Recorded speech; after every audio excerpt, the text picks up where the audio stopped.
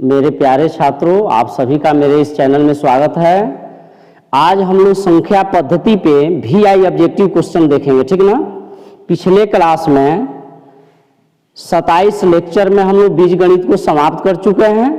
उसके पहले हम लोग 7 लेक्चर में संख्या पद्धति को समाप्त कर चुके हैं और आज हम लोग देखेंगे संख्या पद्धति पे VI ऑब्जेक्टिव क्वेश्चन। जैसा कि आप जानते हैं, एग्जाम में ऑब्जेक्टिव क्वेश्चन का महत्व 50% है। 100 नंबर का थ्योरी होता है तो 50 नंबर का आपका ऑब्जेक्टिव क्वेश्चन ही रहता है, ठीक ना। 60 गो ऑब्जेक्टिव क्वेश्चन देता है, 60 गो में से कहीं से 50 गो करना होता है।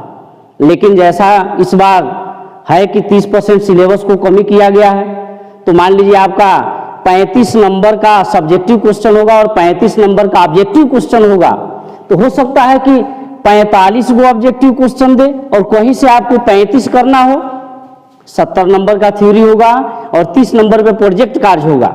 हो सकता है इसमें कुछ नया अपडेट आ जाए, कुछ नया नियम वगैरह आ जाए एग्जाम से रिलेटेड, ठीक ना, वो अलग की बात है। लेकिन अब तक तो यही है कि 70 नंबर का थ्योरी होगा और 30 नंबर पे प्रोजेक्ट कार्य होगा। तो 70 नंबर पे थ्योरी होगा, इसका मतलब 35 अंक का सब्जेक्टिव क्वेश्चन रहेगा और 35 अंक का ऑब्जेक्टिव क्वेश्चन रहेगा। तो 35 में हो सकता है 45 ऑब्जेक्टिव क्वेश्चन दे और कहीं से आपको 35 करना होगा नहीं। और देखिए, ऑब्जेक्टिव क्वेश्चन आपका ज्यादातर थ्योरी से उठाया जाता है, ठीक ना। लगभग हम कह सकते हैं 75% क्वेश्चन थ्योरी से ही उठाया जाता है। कुछ क्वेश्चन आपका फॉर्मूला पुटिंग होता है, ठीक ना। अतः किसी भी चैप्टर का थ्योरी पढ़ाया जाए तो उसको ध्यान से देखिए, समझने का प्रयास कीजिए, उसके कॉन्सेप्ट को सीखिए और दिक्कत होता है तो आप संपर्क कीजिए।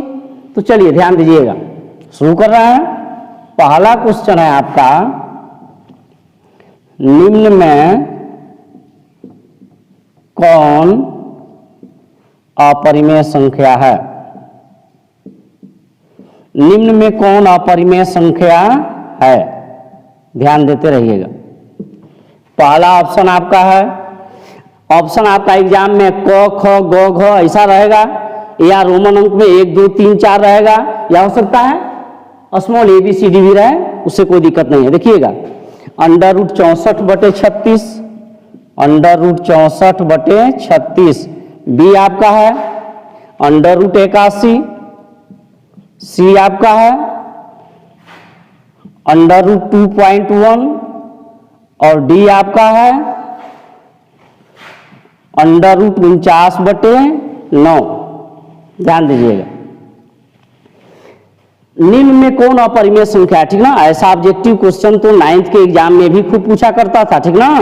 देखिए, तो जहां जिसका वर्गमूल निकल जाएगा अर्थात जहां से रूट हट जाएगा वह परिमेय होगा, और जिसका वर्गमूल नहीं निकल पाएगा अर्थात रूटे में रह जाएगा वही ना अपरिमेय होगा। तो चलिए, स्क्वायर रूट ऑफ 64/36 यानी 64/36 का वर्गमूल निकालना है ना। तो वर्गमूल निकालते हैं तो रूट के अंदर गुणनखंडों का जोड़ा लगाते हैं, आप यह जान रहे हैं। 64 का वर्गमूल 8 हो जाएगा, 36 का वर्गमूल 6 हो जाएगा। 8/6 यह कटेगा आपका तो आएगा 4/3, परिमेय संख्या है, ठीक ना। यहां से रूट हट गया ना जी, तो यह परिमेय है। 81 का वर्गमूल 9, यह भी परिमेय है। देखिए, 2.1 का वर्गमूल नहीं निकल पाएगा, मतलब यहां से रूट नहीं हट सकता है, यह रूटे में रह जाएगा, तो आपका यही अपरिमेय है। ऑप्शन आपका सी। जब अपरिमेय मिल गया तो फिर डी ऑप्शन को जांचने की आवश्यकता नहीं है। ऐसे देख भी लीजिए, 49 का वर्गमूल 7 और 9 का वर्गमूल 3, 7/3, यह तो परिमेय है ना जी आपका। तो ऑप्शन मेरा क्या हुआ, सी। 2.1 का वर्गमूल नहीं निकल सकता है, यह रूटे में रह जाएगा, तो आपका यही अपरिमेय है, ठीक ना। जो रूटे में रह जाएगा, जिसका वर्गमूल नहीं निकल सकता है वही अपरिमेय होगा, ठीक ना। तो ऑप्शन आपका सी। चलिए दूसरा क्वेश्चन देखते हैं, ध्यान दीजिएगा। दूसरा क्वेश्चन है, निम्न में किसका दशमलव प्रसार शांत होगा। निम्न में किसका दशमलव प्रसार शांत होगा। ऑप्शन ए आपका 17/105, ऑप्शन बी आपका 77/210, ऑप्शन सी आपका 13 बटे आपका 6, ऑप्शन डी आपका 3 बटे 160। ध्यान दीजिएगा, आपको बताया गया है यदि परिमेय संख्या के हर में रूढ़ गुणनखंड केवल 2 आता है या केवल 5 आता है या 2 तथा 5 दोनों आता है तो इसका दशमलव प्रसार शांत होगा। बताया गया है ना। हर के गुणनखंड में, हर का गुणनखंड करते हैं, हर के गुणनखंड में यदि 2 आए, वह 2 कितनाहु बार आ सकता है, कितनाहु अधिक आ सकता है। हर के गुणनखंड में केवल 2 आए या केवल 5 आए या 2 तथा 5 दोनों आए तो इसका दशमलव प्रसार शांत होगा। और इसके अलावा कोई अन्य अंक भी आ जाएगा तो अशांत होगा, ठीक ना। ध्यान दीजिएगा, हम लोग देखे हुए हैं क्वेश्चन, बिना लंबी विभाजन प्रक्रिया द्वारा बताएं कि सपोज दैट इतना ही का दशमलव प्रसार शांत है या अशांत आवर्ती है। संख्या पद्धति जब हम लोग पढ़े हैं तो ऐसा क्वेश्चन हम 2-3 क्वेश्चन बनाए हुए हैं, और वैसा क्वेश्चन 2 नंबर का VI सब्जेक्टिव क्वेश्चन वहां भी चर्चा किए हैं, ठीक ना। तो चलिए बिना भाग दिए हुए जान लेते हैं कि किसका दशमलव प्रसार शांत होगा। शांत का अर्थ है भाग देने पर दशमलव में पूरा पूरा कट जाए, ठीक ना। तो चलिए हर का गुणनखंड करते हैं। पहले हम भिन्न को काट के देखते हैं, यदि कटने वाला है तो काट के सरलतम रूप में लिख लेते हैं, उसके बाद हर का गुणनखंड करते हैं, ठीक ना। चलिए यह नहीं कटेगा तो हर का गुणनखंड कीजिएगा। 105 का गुणनखंड करेंगे, 3 पचे 15 सते 105। 5 तो आया लेकिन 5 के साथे साथे दूसरा अंक भी आ गया ना, तो इसका दशमलव प्रसार क्या होगा, अशांत होगा, शांत नहीं होगा। चलिए यह नहीं होगा। इसमें भी पहले जी यदि भिन्न कटने वाला है तो काट के इसको छोटा कर लीजिए, उसके बाद हर का गुणनखंड कीजिए, ठीक ना। तो चलिए ये कटेगा आपका 11 सते, चलिए काट रहे हैं 11 सते 77 और 3 सते 21, ठीक है। 11 सते 77 और 3 सते 21 210 हो जाएगा ना। अब हर का गुणनखंड कीजिए तो 30 का गुणनखंड कीजिएगा तो 2 पचे 10 त्याई 30। देखिए 2 5 तो आया लेकिन 3 आ गया, तो इसका भी दशमलव प्रसार क्या होगा, अशांत होगा। चलिए आगे बढ़ते हैं, यह भी नहीं कटेगा। 6 का गुणनखंड कीजिएगा 2 गुणे 3, 2 तो आया लेकिन 2 के साथ ही कोई अन्य अंक भी आ गया, 3 आ गया, तो इसका भी दशमलव प्रसार अशांत हो जाएगा, शांत नहीं होगा। इसका मतलब जब ये तीनों नहीं होगा तो चौथे ना होगा जी, ऑप्शन डी। ऐसे हर का गुणनखंड कर भी लीजिए आप। 160 का गुणनखंड कीजिए, 2 से काटिएगा 80, फिर 2 से काटिएगा 40, 2 से काटिएगा आपका 20, फिर 2 से काटिएगा 10 और 2 से काटिएगा 5। इसका गुणनखंड कर रहे हैं तो क्या आ रहा है, 2 आया है और 5 आया है, ठीक ना। 2 आया है 5 आया है, तो इसके हर के गुणनखंड में 2 और 5 आया है ना, तो इसी का दशमलव प्रसार आपका शांत होगा। ऑप्शन आपका डी। ध्यान देते रहिएगा, थोड़ा सा इस संदर्भ में और समझिए। जब भी ऐसा दें, पहली बात तो एग्जाम में खूब ऐसा क्वेश्चन करता है जी, जितना भी यहाँ पे ऑब्जेक्टिव क्वेश्चन बताया जा रहा है VI ऑब्जेक्टिव क्वेश्चन, जब भी आया ऐसा तो भिन्न यदि कटने वाला है तो काट के तब हर का गुणनखंड कीजिए, अन्यथा कभी मिस भी हो जाता है। जैसे ध्यान दीजिएगा, यदि आपका दे दे 3 बटे 15 और पूछे कि मान लीजिए ऑप्शन में कहीं ऐसा भी रहे 3 बटे 15, तो आप डायरेक्ट हर का गुणनखंड कीजिएगा, 15 का गुणनखंड कीजिएगा, क्या हो जाएगा 15 का गुणनखंड 3 गुणे 5, तो आप समझेंगे कि 5 तो आया लेकिन 3 भी आ गया, इसका दशमलव प्रसार शांत नहीं होगा। लेकिन देखिएगा यहाँ पे काटिए, कटने वाला है तो काटिए, 3 एकम 3 और 5 तिहाई 15। देखिए 1 बटे 5 हर का गुणनखंड कीजिएगा, 5 का गुणनखंड 5 गुणे 1 नहीं 5 आया ना, तो इसका दशमलव प्रसार क्या होगा जी, शांत होगा। और नहीं काटे थे 15 का गुणनखंड कर रहे थे तो लग रहा था कि अशांत होगा, तो इसीलिए हम कह रहे हैं ऐसा जहां भी क्वेश्चन आए तो भिन्न को पहले देखिए, कटने वाला है तो काटिए, सरलतम रूप में प्राप्त कीजिए, तब आप हर का गुणनखंड कीजिए और तब उसमें ढूंढिए कि केवल 2 आ जाता है शांत होगा, या हर के गुणनखंड में केवल 5 आता है, शांत होगा, या 2 तथा 5 आता है, शांत होगा, इसके अलावा कोई अन्य अंक आएगा तो अशांत होगा। उसी को हम लोग ऐसे भी लिखे हैं थ्योरी में, यदि परिमेय संख्या के हर में, यदि परिमेय संख्या p बाई क्यू में q बराबर 2 का पावर m गुणे 5 के पावर n के रूप का हो तो इसका दशमलव प्रसार शांत होगा, जहां mn क्या होता है जी, पूर्ण संख्या हो जाता है। इसी को हम लोग थ्योरी के रूप में लिखे हैं, यदि परिमेय संख्या p बाई क्यू में q बराबर 2 का पावर m गुणे 5 के पावर n के रूप का हो तो इसका दशमलव प्रसार शांत होगा। mn क्या है जी, तो पूर्ण संख्या है। इसी को हम लोग अपने शब्दों में कह लेते हैं कि यदि परिमेय संख्या के हर में रूट गुणनखंड केवल 2 आए या केवल 5 आए या 2 तथा 5 दोनों आए तो इसका दशमलव प्रसार शांत होगा। चलिए आगे बढ़ते हैं, काफी चर्चा हुआ इस पे, ध्यान देते रहिएगा। अब तीसरा क्वेश्चन देखा जाएगा। अब तीसरा क्वेश्चन देखिए क्या कह रहा है। तीसरा आपका है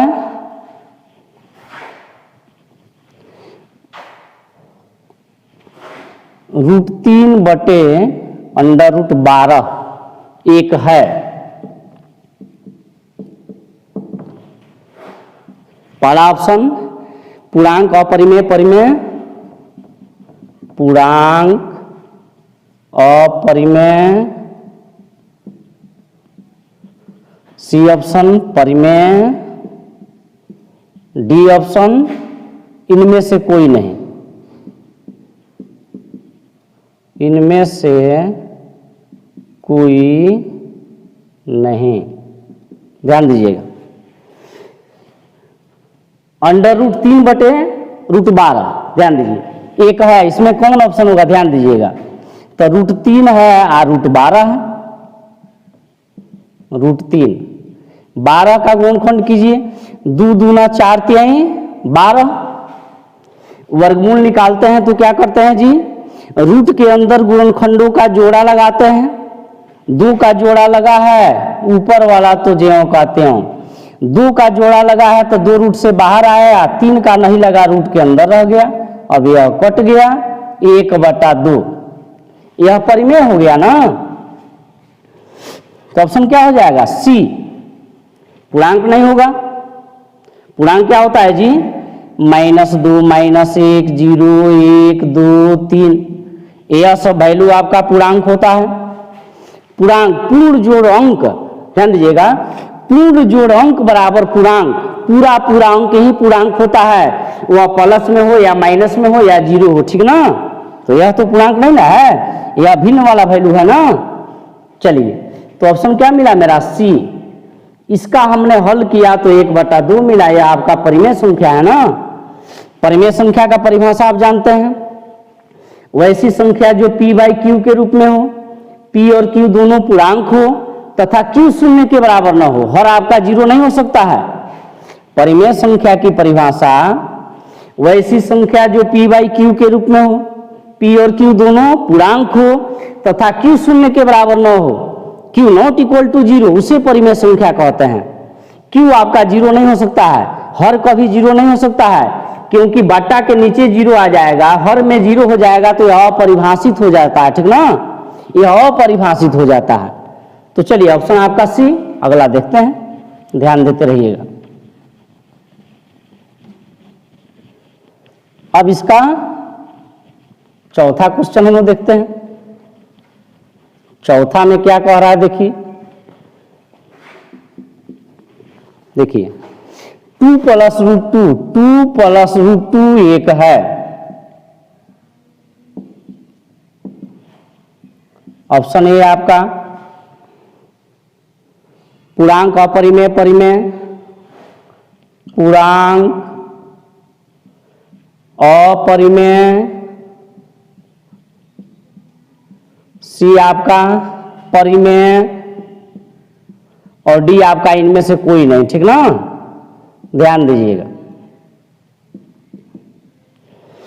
देखिए 2 + √2, 2 + √2 हो या 5 + √2 हो या 3 - √3 हो या 2 प्लस रूट 5 हो, माने रूट में है ना जी, इसके साथ जो भी वैल्यू है रूट में है, तो यह आपका अपरिमेय है।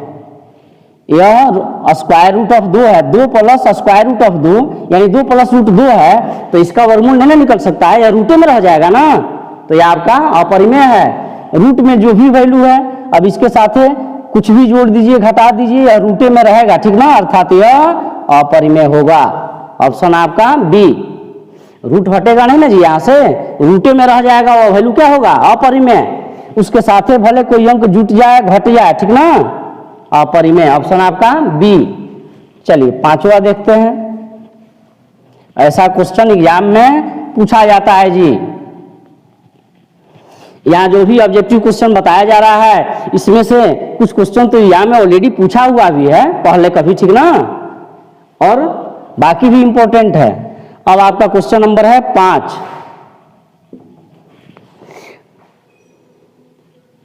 निम्न में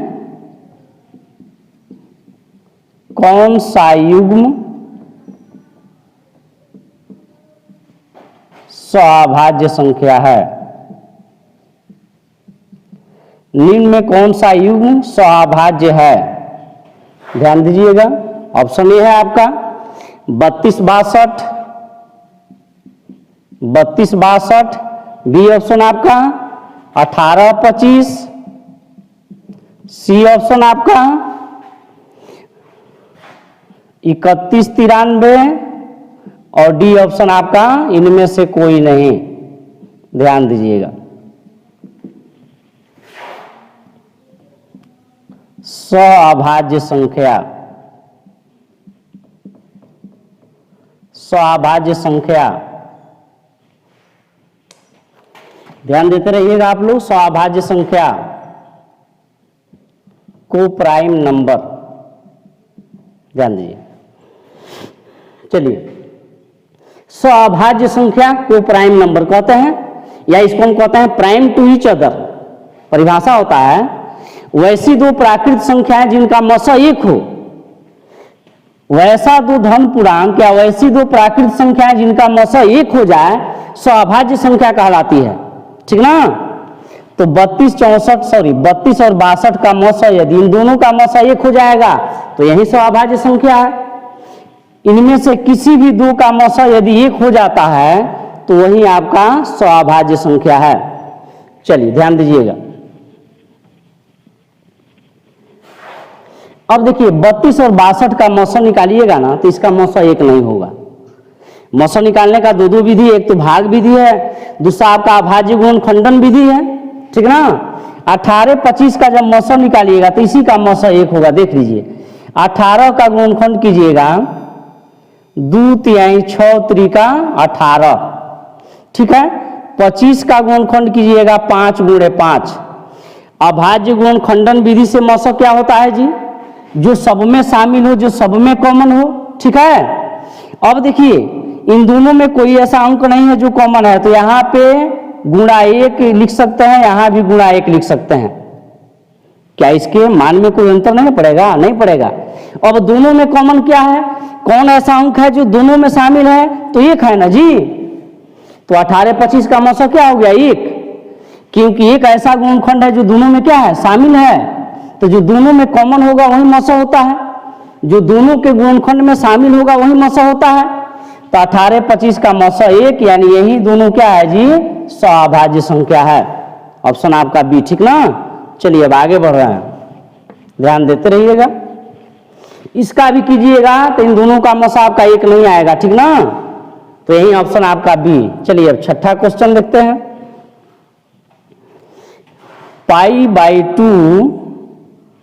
π/2 कौन सी संख्या है? π/2 कौन सी संख्या है? ऑप्शन आपका ए, परिमेय अपरिमेय पूर्णांक कोई नहीं है, परिमेय। बी आपका अपरिमेय, सी आपका पूर्णांक और डी आपका कोई नहीं। डी आपका कोई नहीं। ध्यान दीजिएगा, पाई आपका एक अपरिमेय संख्या है ना जी, पाई आपका अपरिमेय संख्या है। पाई की परिभाषा होती है वृत्त की परिधि और व्यास के अनुपात को पाई कहते हैं। वृत्त की परिधि और व्यास के अनुपात को पाई कहते हैं, ठीक ना। और पाई एक अपरिमेय संख्या है। केवल इतना भी पूछता है पाई एक है, परिमेय अपरिमेय पूर्णांक कोई नहीं, ठीक ना। तो पाई आपका एक अपरिमेय संख्या है, तो पाई बटा 2 भी क्या होगा, अपरिमेय होगा। ऑप्शन आपका बी। एक चीज पे ध्यान दीजिएगा, पाई का मान आप कितना याद करते हैं जी, 22/7 या 3.14। पाई का जो मान दशमलव के 3 या 4 स्थानों तक है, ध्यान दीजिएगा। पाई आपका अपरिमेय है जी, यह आपका क्या है, अपरिमेय है। और पाई का जो हम मान लेते हैं कैलकुलेशन में सुविधा के लिए, यह परिमेय है। ध्यान दीजिएगा, पाई का जो मान है दशमलव के 3 या 4 अंकों तक, वह 22/7 के मान के काफी सन्निकट है। अतः कैलकुलेशन में सुविधा के लिए पाई का मान लेते हैं 22/7 या 3.14, जबकि पाई अपरिमेय संख्या है, लेकिन यह सब क्या है, परिमेय है। इस बात को ध्यान रखिएगा। तो पाई/2, पाई अपरिमेय है तो पाई/2 भी अपरिमेय होगा। कभी क्या पूछ देता है 22/7, ध्यान दीजिएगा। एग्जाम में कभी ऑब्जेक्टिव क्वेश्चन पूछता है 22/7 निम्न में कौन सी संख्या है, ऐसा ही 4 ऑप्शन रहेगा। तो आप समझते हैं पाई का मान है 22/7, पाई अपरिमेय है तो 22/7 भी अपरिमेय होगा। बहुत लोग समझ लेते हैं इस चीज को, लेकिन नहीं, 22/7 तो क्या है जी, परिमेय है, जबकि पाई क्या है, अपरिमेय है। समझे ना आप। चलिए आगे बढ़ रहे हैं, देखते चलिएगा। अब क्वेश्चन नंबर देखेंगे हम लोग 7 देखा जाएगा।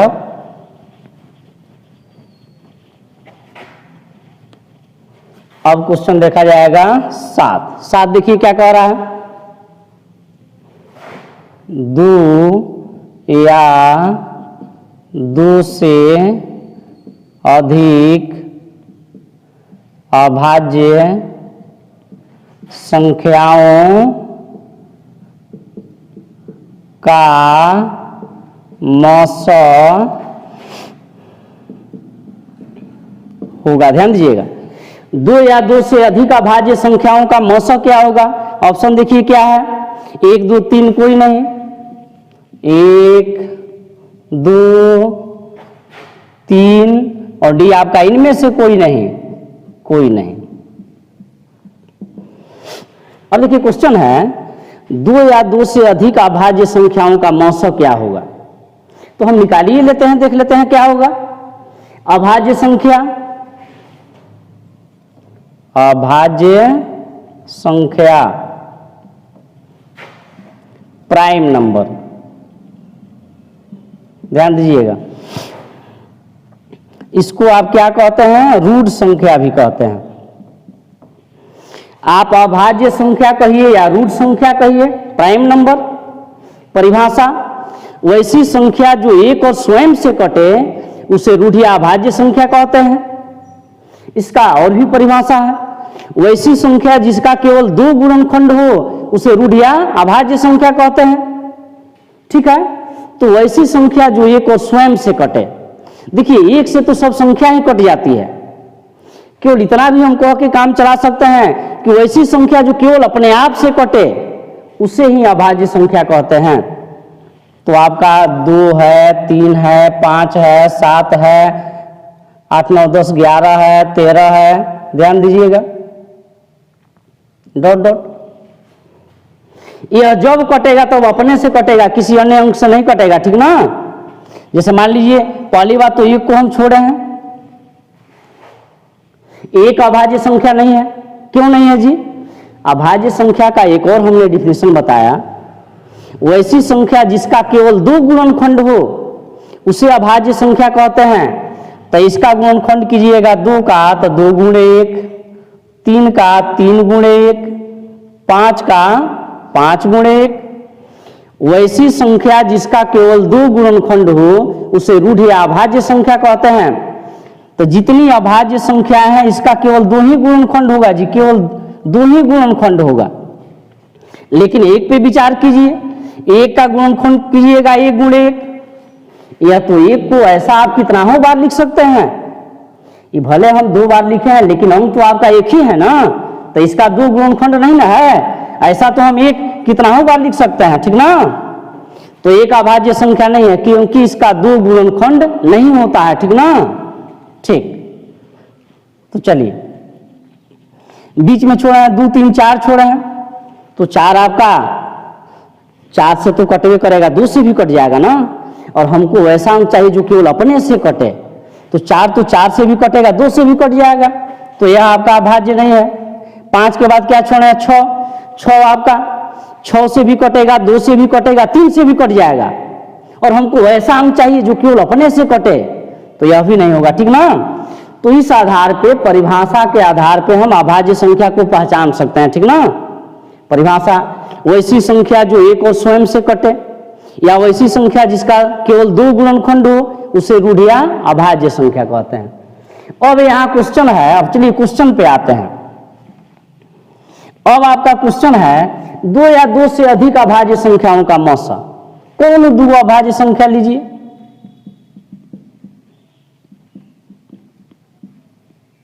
ध्यान दीजिएगा, कौन 2 अभाज्य संख्या लीजिए, जैसे इन्हीं दोनों को लीजिए, तो 2 3 का मौसा निकालिएगा, तो 2 का गुणनखंड 2 एकम 2 और 3 का गुणनखंड 3 एकम 3।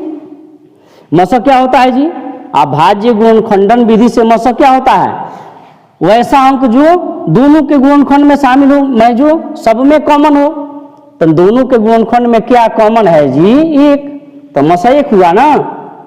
कहीं से 2 अभाज्य संख्या लीजिए, 11 13, तो 11 एकम 11 और 13 एकम 13, इन दोनों के गुणनखंड में क्या कॉमन है, 1 कॉमन है, तो मौसा 1 हुआ ना। 2 से अधिक भी लीजिएगा, 2 अभाज्य संख्या भी लिए हम 2 बार, 2 से अधिक तीनों को लीजिएगा तो इसका मौसा हमेशा 1 ही होगा, ठीक ना।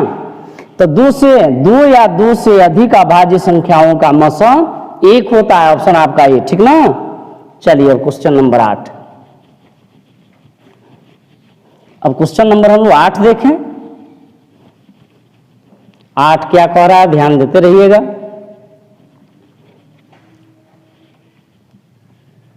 देखिए क्वेश्चन नंबर 8 क्या कह रहा है। 8 है आपका 2 परिमेय संख्याओं के बीच कितने, 2 परिमेय संख्याओं के बीच कितनी परिमेय संख्या हो सकती है, कितनी परिमेय संख्या हो सकती है, ध्यान दीजिएगा। ऑप्शन आपका क्या है जी, 1 2 3 अनगिनत, 1 है, 2 है, 3 है, और डी आपका अनगिनत या अनंत। ध्यान दीजिएगा, 2 परिमेय संख्याओं के बीच कितनी परिमेय संख्या हो सकती है। एक चीज जानिए आप, देखिए 2 परिमेय संख्याओं के बीच हम अनगिनत परिमेय संख्या और अपरिमेय संख्या निकाल सकते हैं, यानी 2 परिमेय संख्याओं के बीच अनंत परिमेय और अपरिमेय निकाल सकते हैं। 2 अपरिमेय संख्याओं के बीच भी हम अनंत परिमेय और अपरिमेय संख्या निकाल सकते हैं। तो यहाँ पे क्या है जी, 2 परिमेय संख्याओं के बीच कितनी परिमेय हो सकती है, तो अनंत। 2 परिमेय के बीच कितना अपरिमेय निकल सकता है, वो भी अनंत। अनंत कहिए या अनगिनत कहिए या अपरिमित रूप से अनेक कहिए, ऑप्शन आपका डी, ठीक ना। ध्यान देते चलिए, कॉन्सेप्ट को विशेष रूप से समझना है ताकि कहीं आपको दिक्कत न हो। अब क्वेश्चन नंबर 9 देखिए क्या कह रहा है, संख्या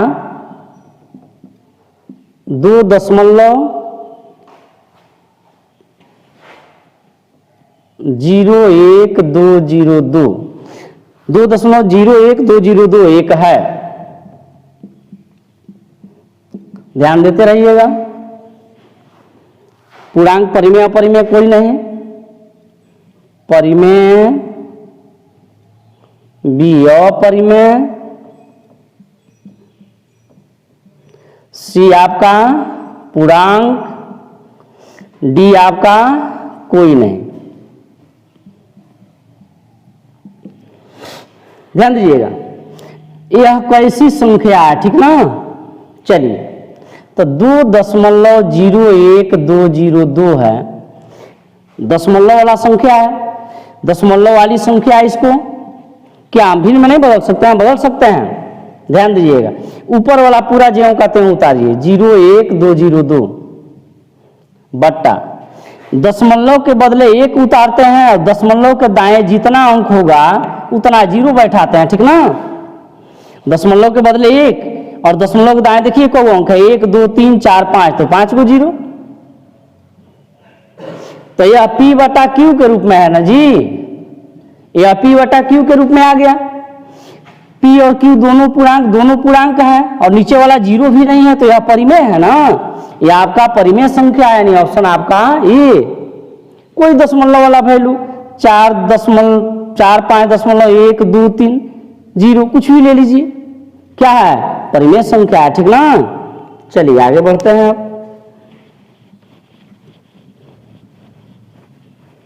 यह आपका परिमेय है। और नेक्स्ट क्वेश्चन देखा जाएगा।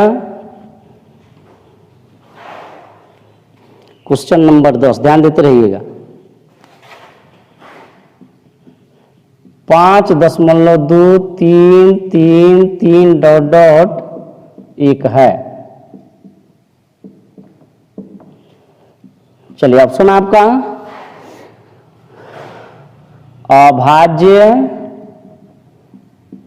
बी आपका पूर्णांक, सी ऑप्शन आपका परिमेय और डी ऑप्शन आपका अपरिमेय। ध्यान दीजिएगा, 5.233 ठीक है। ध्यान दीजिए, इसका अर्थ क्या है जी? 5.2333 यहां आप क्या देख रहे हैं? 3 बार बार आ रहा है ना, 3 की पुनरावृत्ति हो रही है ना, डॉट किया गया, ठीक ना।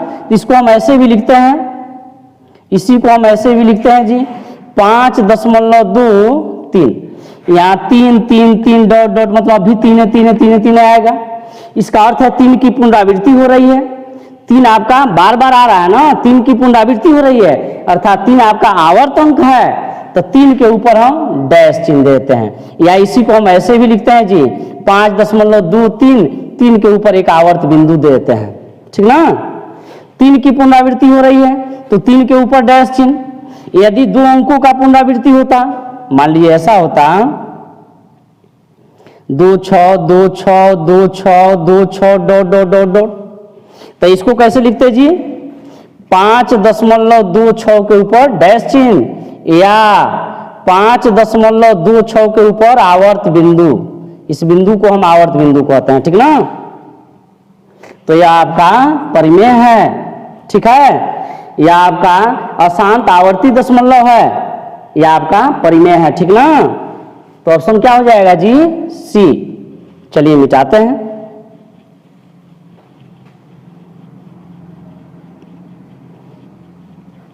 मिटा रहे हैं। नेक्स्ट क्वेश्चन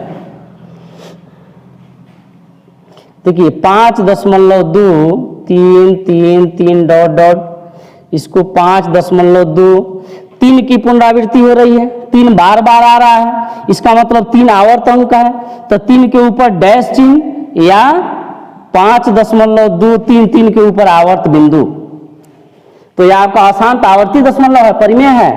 परिमेय संख्या का एक और परिभाषा होता है, उसी परिभाषा को बताने के लिए हम इसको पुनः लिखे हुए हैं, ठीक ना।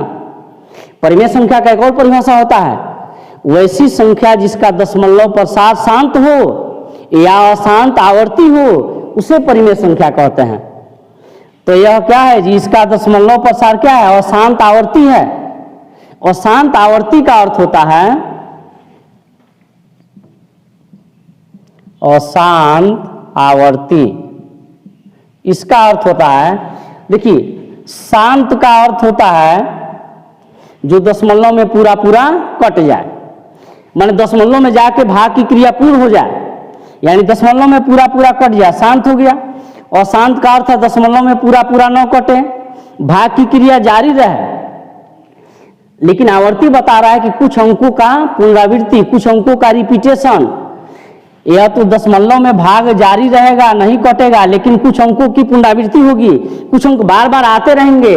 जैसे यहाँ पे कौन अंक बार बार आ रहा है, 3 बार बार आ रहा है ना, तो यह आपका अशांत आवर्ती दशमलव है, अतः यह क्या है, परिमेय है। चलिए नेक्स्ट क्वेश्चन। चलिए अब देखा जाए क्वेश्चन नंबर 11।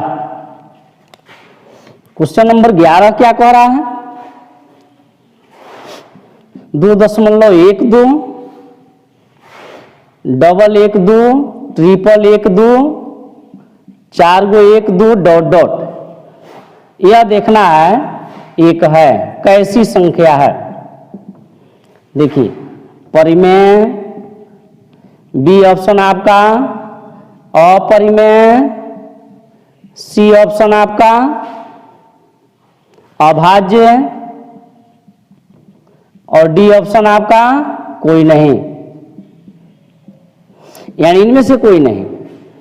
तो देखिएगा 1 2, डबल 1 2, ट्रिपल 1 2, 4 गो 1 2 डॉट डॉट, ठीक है। ऐसा जब भी दशमलव के बाद आए तो यह अपरिमेय संख्या होता है, ठीक ना। 9th क्लास में आपको अपरिमेय संख्या निकालने का नियम बताया जाता है, तो ऐसा सिखाया जाता है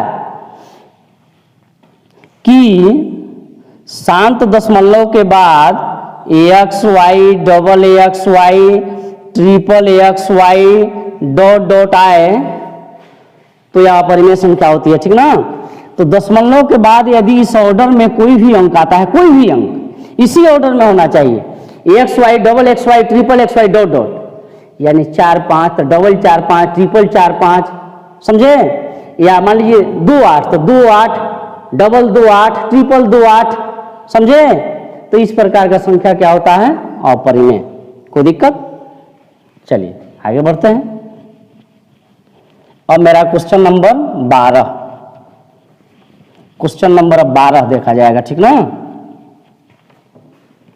क्वेश्चन नंबर आपका 12 क्या कह रहा है, किस संख्या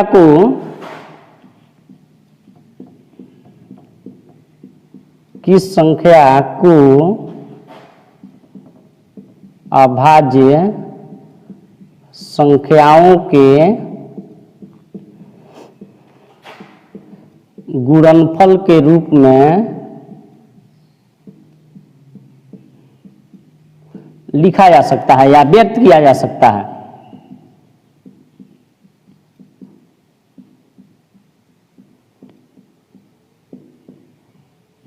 ध्यान दीजिएगा, ऑप्शन ए आपका यौगिक अभाज्य, सअभाज्य, यौगिक अभाज्य, सअभाज्य,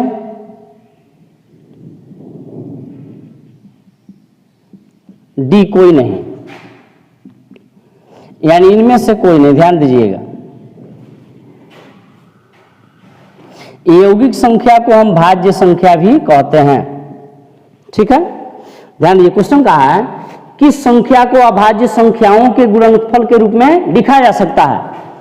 जब संख्या पद्धति पढ़ा रहे थे तो उस समय एक पॉइंट पढ़ाए हम, अंकगणित का आधारभूत प्रमेय। ध्यान दीजिएगा, अंकगणित का आधारभूत प्रमेय, या उसको हम कहते हैं अंकगणित का मूलभूत प्रमेय, ठीक ना। क्या कहा, ध्यान दीजिए, प्रत्येक भाज्य संख्या को अभाज्य संख्याओं के गुणनफल के रूप में व्यक्त कर सकते हैं तथा यह गुणनखंड आने वाले अभाज्य गुणनखंडों के क्रम के बिना अद्वितीय होता है, ठीक ना। तो किस संख्या को हम अभाज्य संख्याओं के गुणनफल के रूप में लिख सकते हैं, तो भाज्य संख्या को, यानी यौगिक संख्या को, ऑप्शन आपका ए, ठीक है। और अंकगणित के आधारभूत प्रमेय का प्रमाण किसने दिया, सीएफ गॉस ने, कार्ल फ्रेडरिक गॉस ने उस चीज को वहां पे विशेष समझाए हुए हैं, ठीक ना। ध्यान दीजिएगा, तो यहां से 1 नंबर का ऑब्जेक्टिव क्वेश्चन तो यह हो गया, किस संख्या को अभाज्य संख्याओं के गुणनफल के रूप में लिख सकते हैं, तो भाज्य संख्या को, अर्थात यौगिक संख्या को, ठीक है। 1 नंबर का ऑब्जेक्टिव क्वेश्चन यह भी पूछता है जी, अंकगणित का आधारभूत प्रमेय का प्रमाण किसने दिया? तो कार्ल फ्रेडरिक गॉस ने, CF गॉस ने। 1 नंबर का ऑब्जेक्टिव क्वेश्चन यह भी हो गया। यहां से 2 नंबर का सब्जेक्टिव क्वेश्चन क्या करता है या करेगा, कर सकता है, अंकगणित का आधारभूत प्रमेय लिखें, अंकगणित का आधारभूत प्रमेय लिखें। यह 2 नंबर का सब्जेक्टिव क्वेश्चन हो गया, ठीक ना। तो यहां से इतना क्वेश्चन क्रिएट होता है। तो यहां ऑप्शन क्या हो गया जी, ये यौगिक संख्या अर्थात भाज्य संख्या।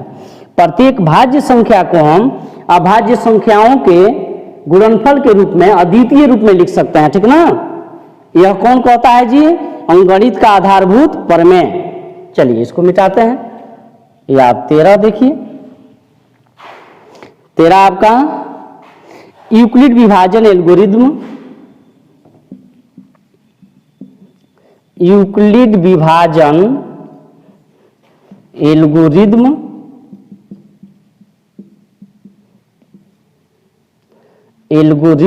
यूक्लिड विभाजन एल्गोरिथ्म दो धन पूर्णांकों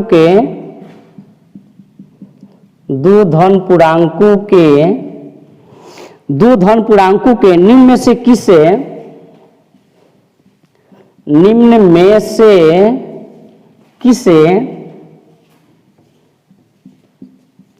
परिकलित करने की विधि है? निम्न में से किसे परिकलित करने की विधि है?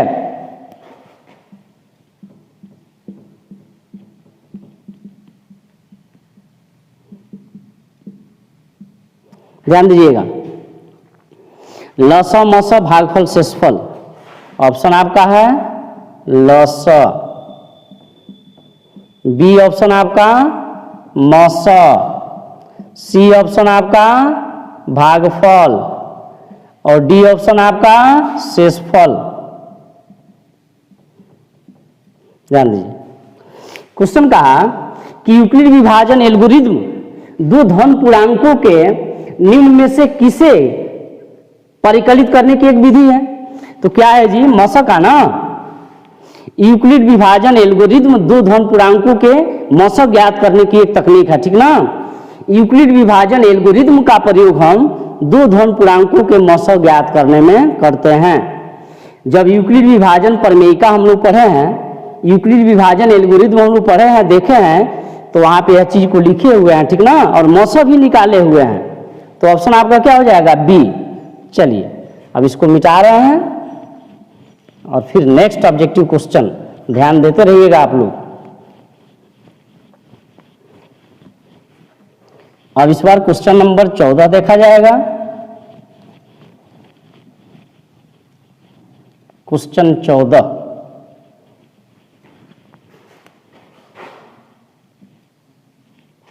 क्वेश्चन 14 देखेंगे हम लोग। देखिए क्या कह रहा है, भाज्य ए और भाजक बी के लिए, भाज्य ए और भाजक बी के लिए, भाज्य ए और भाजक बी के लिए ए बराबर बी क्यू प्लस आर, ए बराबर बी क्यू प्लस आर के लिए कौन सा कथन सत्य है? कौन सा कथन सत्य है?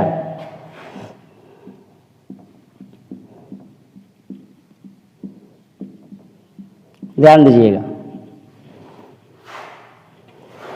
Are greater than equal to 0, less than equal to B, B R greater than equal to 0, less than B, C आपका R greater than 0, less than equal to B, और डी आपका आर ग्रेटर देन बी। देखिए जब Euclid विभाजन प्रमेयिका हम पढ़ा रहे थे तो इस बात पे हम बड़ा फोकस किए थे कि यहां से यह ऑब्जेक्टिव क्वेश्चन खूब करता है जी कि यूक्लिड विभाजन प्रमेयिका ए बराबर बी क्यू प्लस आर में आर का मान होता है, ठीक ना। माने आर का मान कहां से कहां तक होता है? तो आर क्या होता है जी, R greater than equal to 0, less than B. और बड़ी हम याद भी करवाए थे कि हमेशा रट जाइए, यूक्लिड विभाजन प्रमेयिका में आर का मान कहां से कहां तक होता है? तो R greater than equal to 0 less than B, R greater than equal to 0 less than B, यानी आर का मान 0 के बराबर या उससे बड़ा लेकिन बी से छोटा। तो ऐसा ऑप्शन जहां होगा वही हो जाएगा, R greater than equal to 0 less than B, option आपका बी। कोई दिक्कत? बड़ी एग्जाम में क्वेश्चन करता है जी, ऑब्जेक्टिव क्वेश्चन, ध्यान दीजिए। नेक्स्ट क्वेश्चन चलिए देखते हैं 15। अब हम लोग क्वेश्चन नंबर 15 देखेंगे। 15 देखिए क्या कह रहा है, उसको देखा जाएगा। चलिए क्वेश्चन नंबर 15 लिखते हैं। 15 कह रहा है अंकगणित का आधारभूत प्रमेय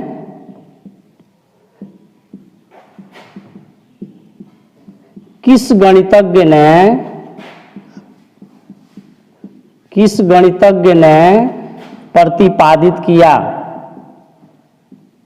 देखिए आ गया वो क्वेश्चन।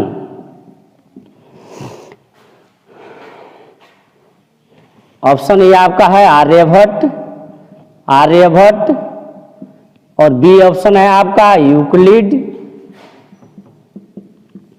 सी ऑप्शन है आपका CF गॉस यानी कार्ल फ्रेडरिक गॉस, और डी ऑप्शन है आपका इनमें से कोई नहीं।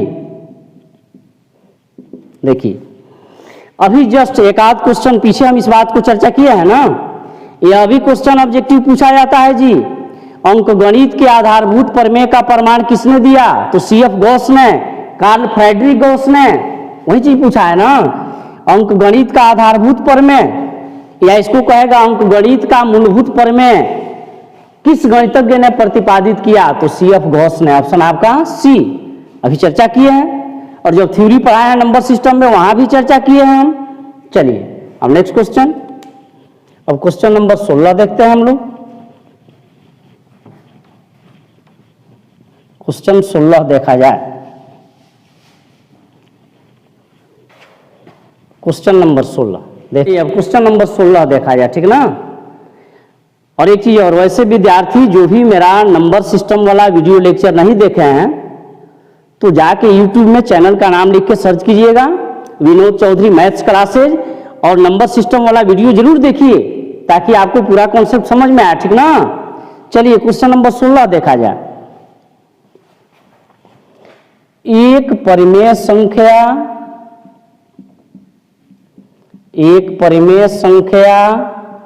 तथा एक अपरिमेय संख्या, एक परिमेय संख्या तथा एक अपरिमेय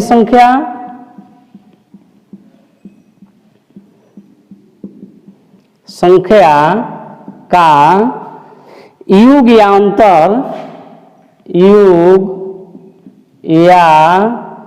अंतर क्या होती है? क्या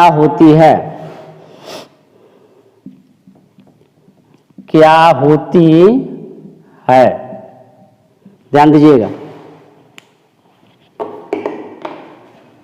चलिए ऑप्शन आपका है परिमेय, अपरिमेय, अभाज्य पूर्णांक। परिमेय, बी आपका अपरिमेय, सी आपका पूर्णांक, और डी आपका अभाज्य। कोई दिक्कत? देखिए तो एक परिमेय तथा एक परिमेय का योग या अंतर हमेशा अपरिमेय होता है।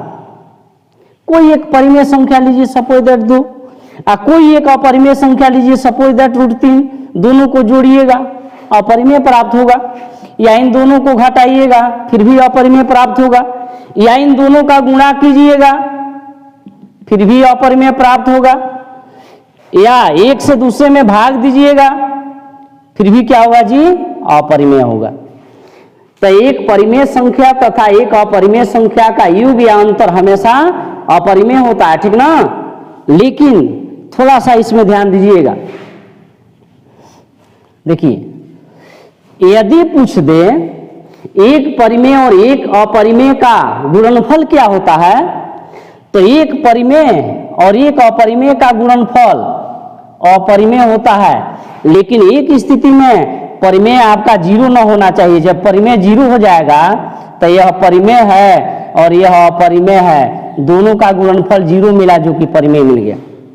एक परिमेय और एक अपरिमेय का गुणनफल भी और आपका अपरिमेय होता है, लेकिन एक स्थिति को छोड़ के परिमेय संख्या जीरो नहीं होना चाहिए, ठीक ना। जब परिमेय जीरो हो जाएगा तो परिमेय गुणे अपरिमेय आपका परिमेय प्राप्त हो जाएगा, समझे। बस केवल जीरो को छोड़ के बाकी सब स्थितियों में होता है। और यहाँ पे तो एक परिमेय और एक अपरिमेय का योग या अंतर, यहाँ पे भले परिमेय संख्या जीरो भी हो जाए, हमेशा अपरिमेय होना है। चलिए अब नेक्स्ट क्वेश्चन देखा जाए।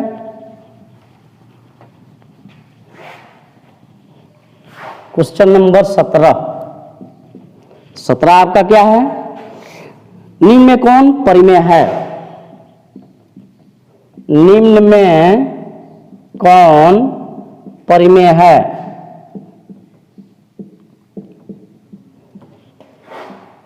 चलिए वही बात, कभी को आता है निम्न में कौन अपरिमेय संख्या है, कभी को आता है निम्नांकित में कौन अपरिमेय संख्या नहीं है, अर्थात निम्नांकित में कौन परिमेय संख्या है।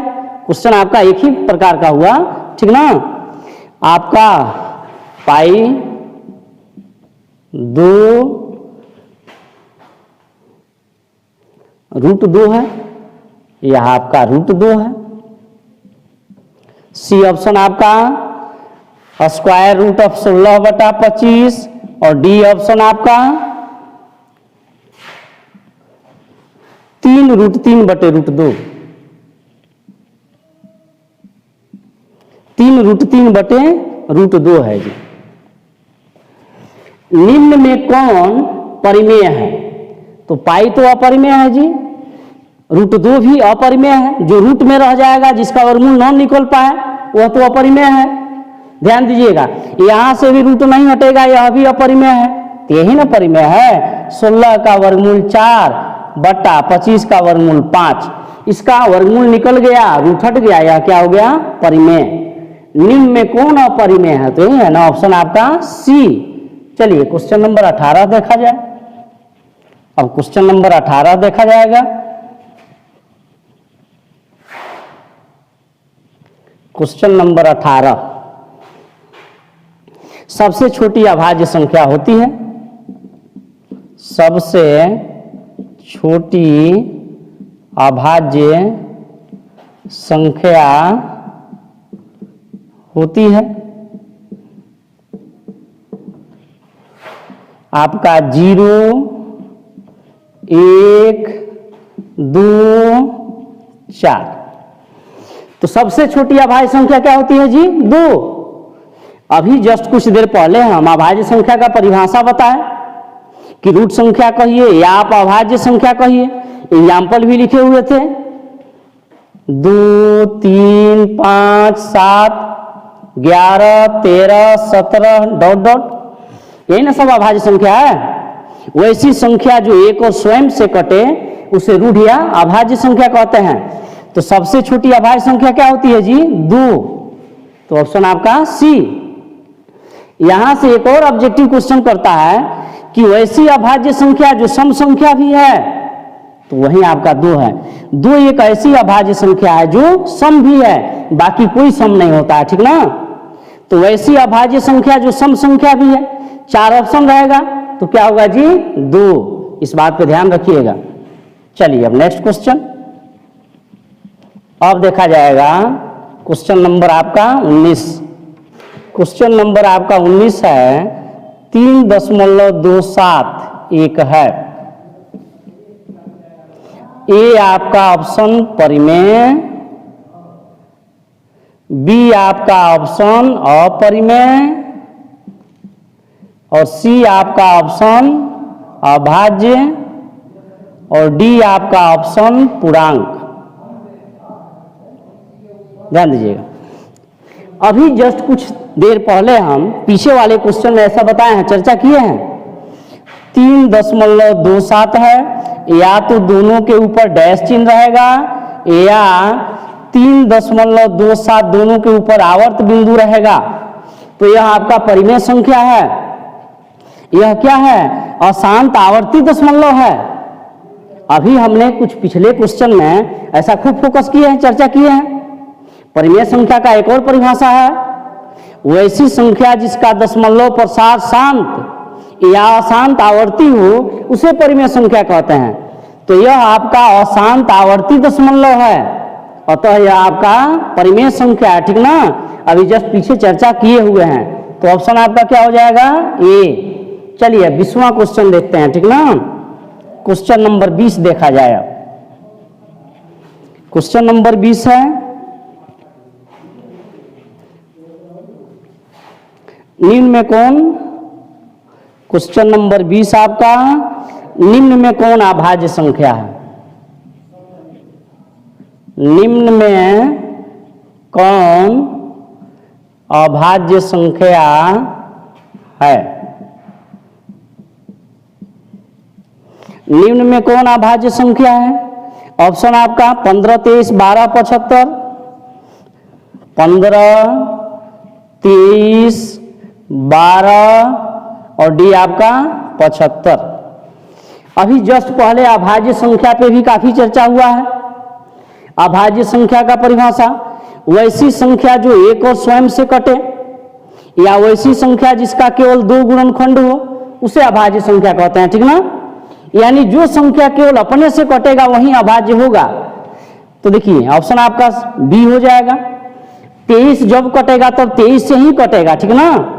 अरे एक से तो सब संख्या ही कट जाती है। 23 जब कटेगा तब 23 से कटेगा, अतः यही आपका अभाज्य है। 15 से भी कटेगा, 5 से भी कटेगा, 3 से भी कटेगा। 12 से भी कटेगा, 4 से भी कटेगा, 3 से भी कटेगा, 2 से भी कटेगा, 6 से भी कटेगा। यह भी कई अंक से कटेगा। और वैसा संख्या जो केवल अपने से कटे वही अभाज्य होता है। तो ऑप्शन आपका बी, 23 जब कटेगा तब 23 से कटेगा, ठीक है। चलिए 21वां क्वेश्चन नंबर 21।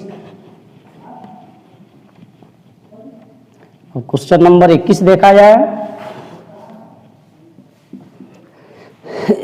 ध्यान दीजिएगा।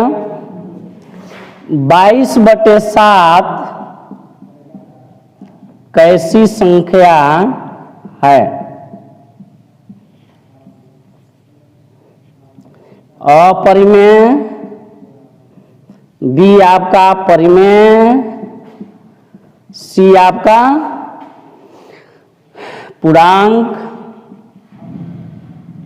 डी आपका इनमें से कोई नहीं। ध्यान दीजिएगा, अभी इस पे भी चर्चा की है जस्ट पीछे। तो 22/7 कौन संख्या है? परिमेय संख्या है। जस्ट अभी पीछे चर्चा किए हुए हैं। 22/7 कैसी संख्या है? परिमेय है। क्योंकि देखिए यह P/Q के रूप में है। P और Q दोनों पूर्णांक है, यानी अंश वाला भी पूर्णांक है, हर वाला भी पूर्णांक है, और नीचे वाला अर्थात हर शून्य भी नहीं है, तो परिमेय है ना। ऐसा पूछने का वजह एक ही होता है, पाई का जो मान आप लिखते हैं 22/7 या 3.14, तो पूछने का यहाँ देखिए अर्थ क्या होता है। क्योंकि आप जानते हैं पाई अपरिमेय संख्या है और पाई का मान यह प्रयोग करते हैं, तो बहुत लोगों को लगता है कि जब यह अपरिमेय है तो यह भी अपरिमेय है, इसलिए यह क्वेश्चन पूछता है। जबकि अभी हम पहले बताए हुए हैं यह परिमेय है, यह आपका क्या है? परिमेय है। पाई का जो मान लेते हैं कैलकुलेशन में सुविधा के लिए इतना मान लेते हैं, यह परिमेय है, जबकि पाई क्या है? अपरिमेय है। तो इसको पूछने का यही अर्थ होता है कि बहुत बच्चे समझ जाएंगे यह अपरिमेय है, क्योंकि पाई अपरिमेय होता है, लेकिन यह क्या है जी? परिमेय है। चलिए अब क्वेश्चन नंबर 22 देखा जाए। अब क्वेश्चन नंबर देखा जाएगा 22। ध्यान दीजिएगा, क्वेश्चन नंबर 22, परिमेय संख्या, परिमेय संख्या आपका 11/2 का पावर 3 गुणे 5 का पावर 2 का दशमलव प्रसार कैसा होगा? का दशमलव प्रसार कैसा होगा? ध्यान दीजिएगा, ए ऑप्शन आपका है शांत, बी है अशांत आवर्ती, सी है आपका अशांत अनावर्ती, अशांत अनावर्ती, और डी है आपका कोई नहीं। डी आपका ऑप्शन कोई नहीं।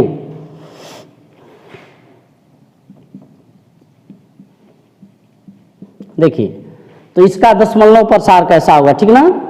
अभी आपको कुछ देर पहले बताए हैं, यदि परिमेय संख्या p बाई क्यू में, समझिए, q बराबर 2 का पावर m गुणे 5 के पावर n के रूप का हो तो इसका दशमलव प्रसार शांत होगा। m n क्या है? तो पूर्ण संख्या है, 0 1 2 3 4 5 हो सकता है, ठीक ना? यदि p बटा q में q बराबर 2 का पावर m गुणे 5 के पावर n के रूप का हो तो इसका दशमलव प्रसार शांत होगा, ठीक है? यदि परिमेय संख्या p बाई q में q आपका इस रूप का हो तो इसका दशमलव प्रसार शांत होगा। तो देखिएगा, 2 का पावर 3 गुणे 5 स्क्वायर इसी के रूप का आना है, तो इसका दशमलव प्रसार क्या है? शांत है, समझे? तो ऑप्शन आपका ये। चलिए अब 23वां क्वेश्चन देखा जाए। Question number 23।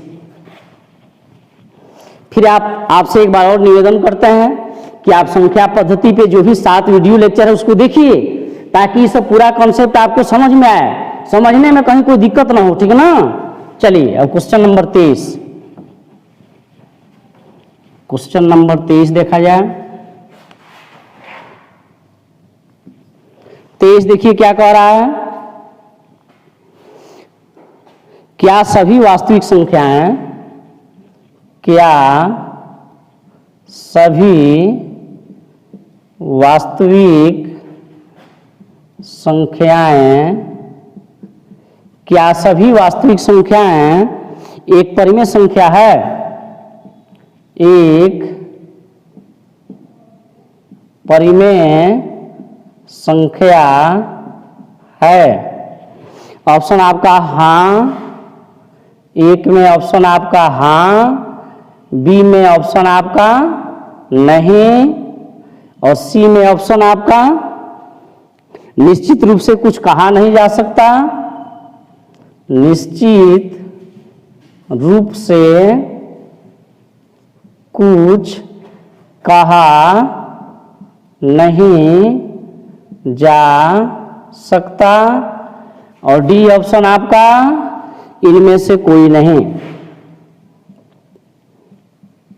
डी ऑप्शन आपका इनमें से कोई नहीं, ध्यान दीजिएगा। चलिए थोड़ा सा थ्योरी पे चर्चा करते हैं। वास्तविक संख्या, रियल नंबर, ठीक ना? वास्तविक संख्या, इसमें एक आपका होता है परिमेय रेशनल नंबर, और दूसरा आपका होता है अपरिमेय इरेशनल नंबर। देखिए, वास्तविक संख्या 2 प्रकार की होती है, एक परिमेय संख्या, दूसरी अपरिमेय संख्या, ठीक ना? वास्तविक संख्या रियल नंबर, परिमेय संख्या रेशनल नंबर, और यह आपका इरेशनल नंबर। तो वास्तविक संख्या 2 प्रकार की होती है, एक परिमेय होता है, दूसरा अपरिमेय। तो क्वेश्चन कर रहा है, क्या सभी वास्तविक संख्याएं एक परिमेय संख्या है? अब आप ही बताइए कि क्या सभी वास्तविक संख्या एक परिमेय संख्या होगा? नहीं होगा। सभी वास्तविक संख्या तो परिमेय भी होगा, कुछ अपरिमेय भी होगा, नहीं। सभी वास्तविक संख्या केवल परिमेय नहीं हो सकता है, सभी वास्तविक संख्या केवल अपरिमेय भी नहीं हो सकता है, नहीं। वास्तविक है इसका मतलब परिमेय भी है और अपरिमेय भी है, दोनों है। तो क्या सभी वास्तविक संख्याएं एक परिमेय संख्या हैं? तो नहीं ना होगा, ऑप्शन आपका नहीं। सभी वास्तविक संख्या केवल परिमेय नहीं हो सकता है, तो ऑप्शन आपका नहीं। चलिए क्वेश्चन नंबर 24 देखा जाए। क्वेश्चन 24 पे विचार किया जाए। देखिए क्वेश्चन नंबर 24 क्या कह रहा है। क्वेश्चन नंबर 24, ए और बी सहअभाज्य कहलाते हैं। ए और बी सहअभाज्य कहलाते हैं।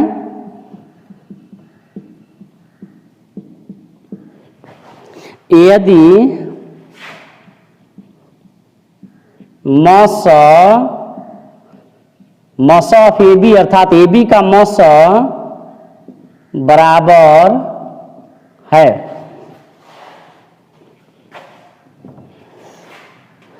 ऑप्शन आपका 0, 1, सी आपका 2, -1, 2 और डी आपका -1। ध्यान दीजिएगा, क्वेश्चन है ए और बी सहअभाज्य कहलाते हैं यदि मस ऑफ ए बी यानी ए बी का मस बराबर होगा।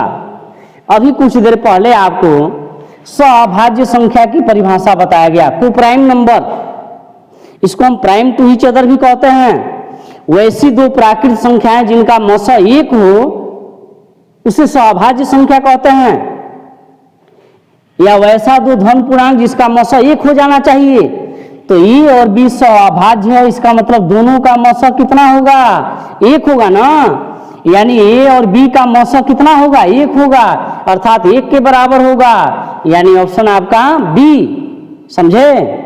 चलिए पुनः क्वेश्चन नंबर 25 देखा जाए। दो लगातार सम संख्याओं का मस, दो लगातार सम संख्याओं का मस, दो लगातार सम संख्याओं का मस होता है।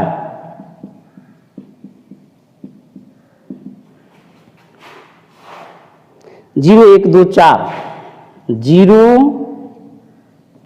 1 2 4।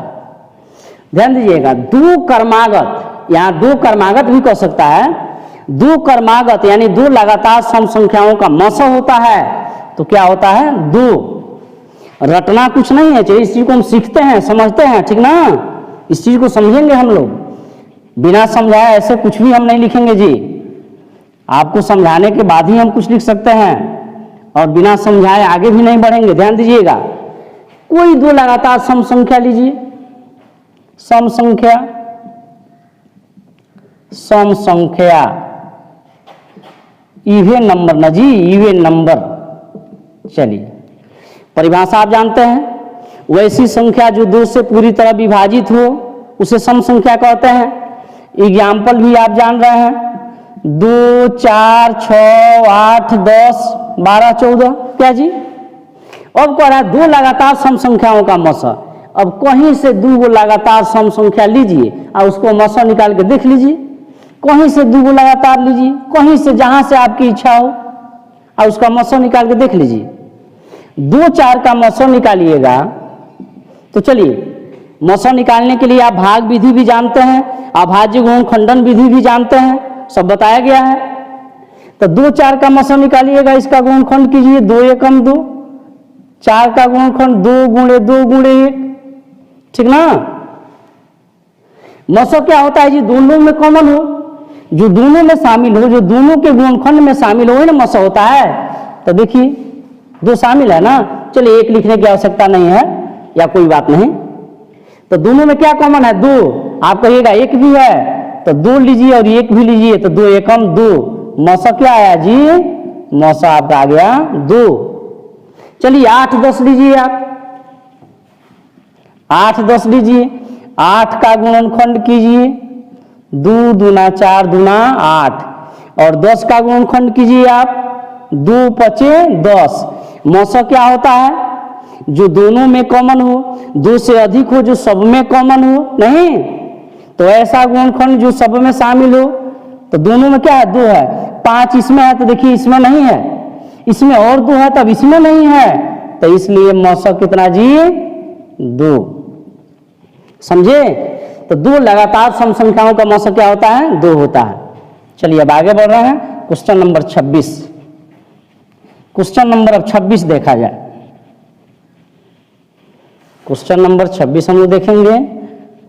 चलिए ध्यान देते रहिएगा आप लोग। क्वेश्चन नंबर 26, अब देखिए क्या कह रहा है। किसी पूर्णांक p के लिए विषम संख्या का रूप, किसी पूर्णांक p के लिए विषम संख्या का रूप है। चलिए ऑप्शन आपका है ए में 2p है, बी में 2p + 1 है, सी में आपका p है और डी में आपका p + 1 है। देखिए किसी पूर्णांक p के लिए विषम संख्या का रूप यानी विषम संख्या का व्यापक रूप पूछ रहा है जी, तो 2p + 1 होगा। ठीक है, ध्यान दीजिएगा। विषम संख्या का व्यापक रूप होता है 2n + 1। ठीक है, जहां n आपका, इसमें n हो जाता है प्राकृत संख्या, n आपका प्राकृत संख्या, ध्यान देते रहिएगा। पूर्ण संख्या जी, n आपका पूर्ण संख्या। चलिए थोड़ा ध्यान दीजिएगा। विषम संख्या का व्यापक रूप 2 गो होता है और दोनों को हम बताने जा रहे हैं, समझाने जा रहे हैं। ठीक ना, समझ लीजिए। तो विषम संख्या का एक व्यापक रूप है 2n + 1, इसमें n पूर्ण संख्या होता है और आप जानते हैं पूर्ण संख्या 0 से शुरू होती है। क्या जी? पूर्ण संख्या की परिभाषा, गिनती की संख्या में शून्य को शामिल करने पर प्राप्त संख्या पूर्ण संख्या कहलाती है। तो पूर्ण संख्या 0 से शुरू होती है। अब n के जगह में पहली पूर्ण संख्या रखिए। जब n के जगह में जब आप 0 रखिएगा तो 2 × 0 आपका 0 हो जाएगा, 1 आएगा ना, 1 आएगा। n के जगह में जब 1 रखिएगा, n के जगह में 1 रखिएगा तो 2 × 2 1 3 आएगा ना। n के जगह में 2 रखिएगा तो 2 × 2 4 1 5 आएगा ना। यानी विषम संख्या मिलते चली जाएगी। ठीक ना, तो विषम संख्या का व्यापक रूप होता है 2n + 1। n क्या है? पूर्ण संख्या है। एक और होता है जी 2n - 1 और यहां पे n क्या है? प्राकृत संख्या है। ध्यान दीजिएगा, यहां पे n क्या है जी? प्राकृत संख्या है। प्राकृत संख्या 1 से शुरू होती है। प्राकृत संख्या की परिभाषा, गिनती की संख्या को प्राकृत संख्या कहते हैं। प्राकृत संख्या 1 से लेकर अनंत तक होती है। ठीक ना। अब n के जगह में बारी बारी से ही सबको रखिएगा तो फिर 1 3 5 7 यानी विषम संख्या मिलते चला जाएगा। ठीक ना। n के जगह में 1 रखिए, ध्यान दीजिएगा। n के जगह में 1 रखिएगा तो 2 1 2, n के जगह में जब 1 रखिएगा तो देख लीजिए 2 1 2 और 2 में से 1 घटा जी 1, मिल गया ना। जब n के जगह में 2 रखिएगा तो 2 दूना 4, 4 में से 1 घटा 3, मिल गया ना। तो विषम संख्या का व्यापक रूप 2 होता है, याद रखिएगा। एक आपका 2n + 1, यहाँ पे n क्या है जी? पूर्ण संख्या है। और एक आपका 2n - 1, यहाँ पे n क्या है? प्राकृत संख्या है। तो किसी पूर्णांक p के लिए विषम संख्या का रूप, p है पूर्णांक तो 2p + 1, ऑप्शन आपका बी। ठीक ना।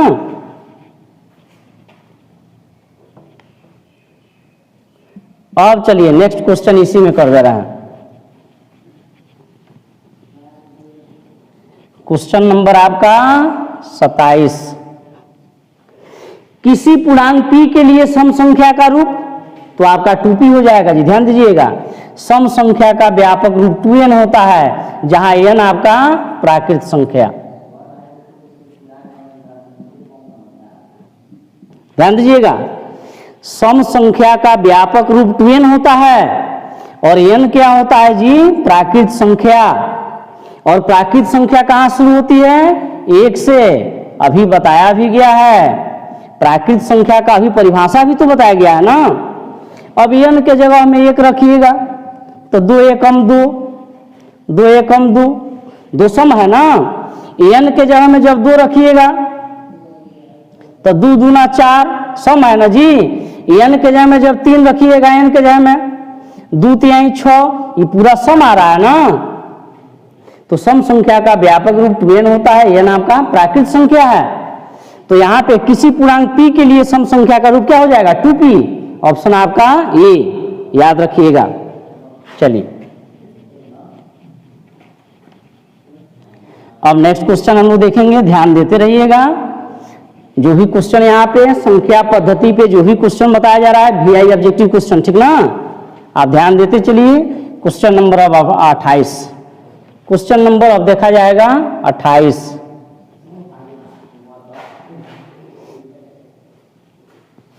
सबसे छोटी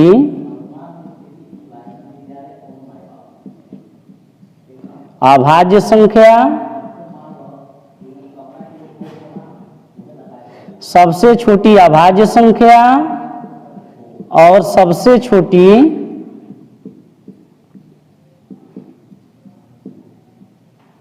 भाज्य संख्या, सबसे छोटी अभाज्य संख्या और सबसे छोटी भाज्य संख्या का गुणनफल होता है।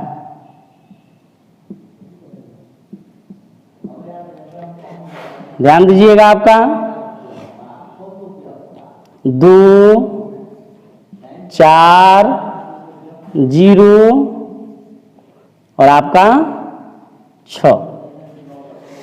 सबसे छोटी अभाज्य संख्या और सबसे छोटी भाज्य संख्या का गुणनफल, यह आपका 2019 के बोर्ड एग्जाम में पूछा हुआ क्वेश्चन भी है जी, ठीक ना। सबसे छोटी अभाज्य संख्या और सबसे छोटी भाज्य संख्या का गुणनफल होता है। जब हम नंबर सिस्टम में आपको थ्योरी पढ़ा रहे थे, इससे संबंधित थ्योरी पढ़ा रहे थे, अंकगणित का आधारभूत पर में, वहां भी इस बात को हम बताए हुए हैं। अब देखिए, तो सबसे छोटी आपका अभाज्य संख्या 2 होती है। अभाज्य ध्यान दीजिएगा, 2 3 5 7, कोई दिक्कत। अभाज्य संख्या की परिभाषा भी कई बार हम बता चुके। भाज्य, इसको यौगिक संख्या भी कहते हैं। और सबसे छोटी, चलिए भाज्य संख्या या यौगिक संख्या, कंपोजिट नंबर, इसका परिभाषा सुन लीजिए। वैसी संख्या जो एक और स्वयं के अलावे अन्य संख्या से भी कटे, उसे भाज्य संख्या कहते हैं। वैसी संख्या जो एक और स्वयं के अलावे अन्य संख्या से भी कटे, उसे भाज्य संख्या कहते हैं।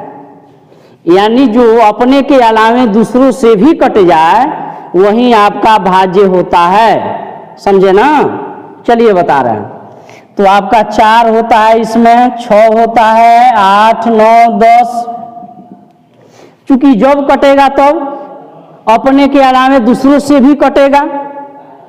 तब क्वेश्चन कहा सबसे छोटी अभाज्य संख्या और सबसे छोटी भाज्य संख्या है ना, है जी।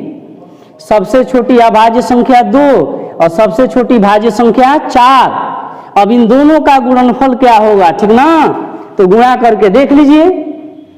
सबसे छोटी, चलिए ऑप्शन आपका हम इसको 8 करते हैं, 0 नहीं 8, ध्यान दीजिएगा।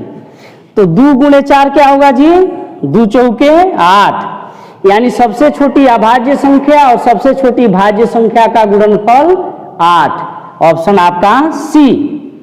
इस ऑप्शन में हमने 0 लिखा था, 0 नहीं, ऑप्शन यहाँ 8 होगा, सी में 8 होगा, ठीक ना। तो यह क्वेश्चन 2019 के एनुअल एग्जाम में भी पूछा हुआ है। अब चलिए यहाँ से एक और क्वेश्चन बताते हैं, जो पिछले साल 2020 के एनुअल एग्जाम में पूछा हुआ था। ध्यान दीजिएगा, उसको समझ लीजिए।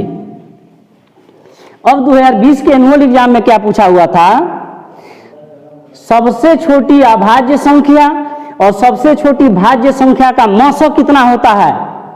यानी हमको 2 4 का मौसा निकालना है ना जी। तो चलिए 2 का गुणनखंड कीजिए, 2 एकम 2, 4 का गुणनखंड कीजिए, 2 दूना 4 एकम 4, ठीक है। यहीं से 2020 के एनुअल एग्जाम में, बोर्ड एग्जाम में क्या ऑब्जेक्टिव क्वेश्चन किया था, सबसे छोटी अभाज्य संख्या और सबसे छोटी भाज्य संख्या का मौसा कितना होता है, ठीक ना। तो सबसे छोटी अभाज्य संख्या 2 और सबसे छोटी भाज्य संख्या 4। अब दोनों का मौसा निकाल लीजिए। चलिए, तो मौसा निकालते हैं अभाज्य गुणनखंडन विधि से। मौसा क्या होता है?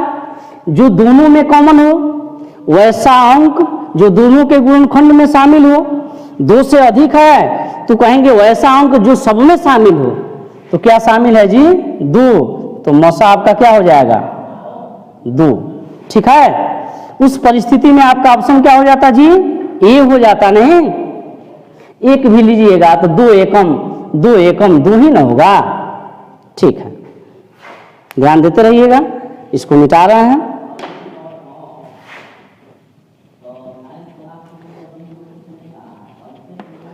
अब देखिए, यहां से यह भी पूछा जा सकता है, सबसे छोटी अभाज्य संख्या और सबसे छोटी भाज्य संख्या का अनुपात कितना होता है?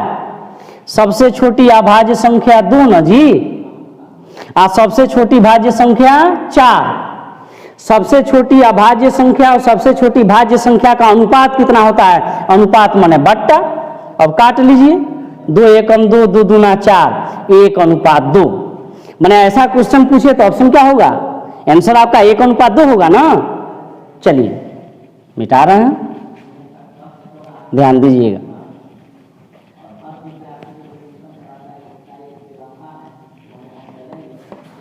चलिए नेक्स्ट क्वेश्चन, किसी धन पूर्णांक ए और बी के लिए, क्वेश्चन नंबर आपका 29।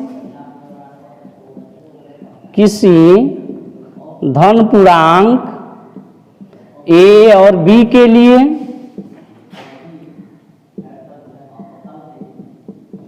किसी धन पूर्णांक ए और बी के लिए मॉस ऑफ ए बी गुणे loss of A B,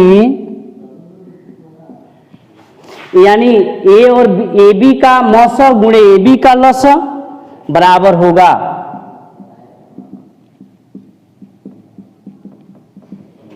option आपका ए गुणे बी, बी में ऑप्शन आपका ए बाई बी, सी में ऑप्शन आपका बी बाई ए और डी में ऑप्शन आपका ए प्लस बी। यह तो फॉर्मूला ही है जी। मॉस ऑफ ए बी गुणे लॉस ऑफ ए बी बराबर ए गुणे बी, ए गुणे बी ना, यह तो फॉर्मूला लिखे हुए हैं हम थ्योरी में। ए गुणे बी आपका ऑप्शन होगा ए। मॉस ऑफ ए बी गुणे लॉस ऑफ ए बी बराबर होता है ए गुणे बी के, यानी फॉर्मूला होता है मॉस गुणे लॉस बराबर दो संख्याओं का गुणनफल। मॉस गुणे लॉस बराबर दो संख्याओं का गुणनफल।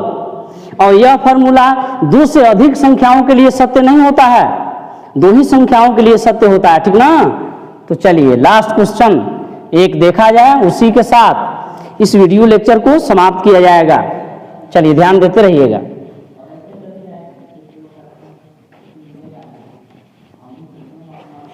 ध्यान दीजिएगा,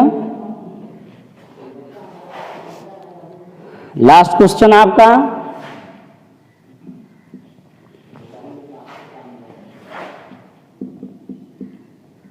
इतना का पी वाई क्यू रूप होगा।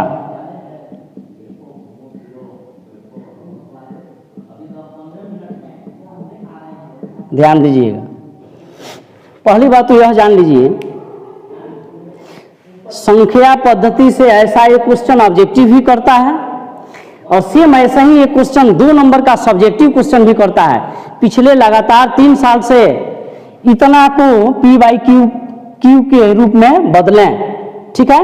इतना को पी बटा क्यू के रूप में बदलें, ठीक ना।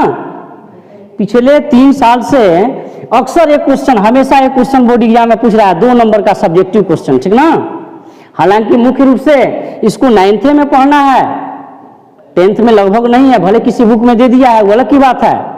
10th में किसी बुक में दे भी दिया है और कहीं बुक में नहीं है, ठीक ना। और इसको 9th में विशेष रूप से पढ़ना है। लेकिन पिछले 3 साल से बोर्ड एग्जाम में ऐसा एक क्वेश्चन सब्जेक्टिव 2 नंबर का और ऐसा ही एक क्वेश्चन ऑब्जेक्टिव 1 नंबर का पूछ रहा है, ठीक ना। बनाने का 2 तरीका है। एक तो हम एक समीकरण मेथड से बनाते हैं, समीकरण विधि से, और दूसरा है फार्मूला। तो इसका फार्मूला हम लिख रहे हैं, थोड़ा सा ध्यान दीजिएगा। अभी पीछे कई बार चर्चा की है, यह क्या है, परिमेय संख्या है अशांत आवर्ती दशमलव है यह, इसको ऐसे लिखेगा, 4-7 के ऊपर डैश चिन्ह दे दिया, या ऐसे लिखेगा 0.47, 4-7 के ऊपर आवर्त बिंदु दे देगा। इसका अर्थ हुआ यह दोनों अंक आवर्त अंक है, इन दोनों अंकों की पुनरावृत्ति होगी, इन दोनों अंकों का रिपीटेशन होगा, यानी ये दोनों अंक बार बार आएंगे, ठीक ना। अब इसको थोड़ा सा हम सविस्तार लिखना चाहें तो 0.47, 4-7, 4-7, 4-7 डॉट डॉट डॉट डॉट, देख रहे हैं ना, 4-7 की पुनरावृत्ति हो रही है ना, 4-7 बार बार आ रहा है, 4-7 का रिपीटेशन हो रहा है, यानी 4-7 आपका आवर्त अंक है, अतः इन दोनों के ऊपर आवर्त बिंदु दे दिया जाता है, ठीक ना। यह तो दशमलव है, यह आवर्त बिंदु है, या दोनों के ऊपर डैश चिन्ह दे दिया जाता है, ठीक ना। चलिए ध्यान दीजिएगा, थोड़ा सा ध्यान दीजिएगा, इसका फॉर्मूला हम लिख रहे हैं। पहले ऑप्शन लिख देते हैं, उसके बाद इसका फॉर्मूला हम लिखेंगे। अभी 43/90, बी आपका 47/90, सी आपका 43/99, डी आपका 47/99। ध्यान दीजिएगा, पहली बात समझिए, 4.5678, ध्यान दीजिएगा, इसको कितने तरीके से हम लिख सकते हैं, ठीक ना, ध्यान देते रहिएगा। 4.5678, इन चारों के ऊपर क्या है जी, डैश चिन्ह है, ध्यान दीजिएगा।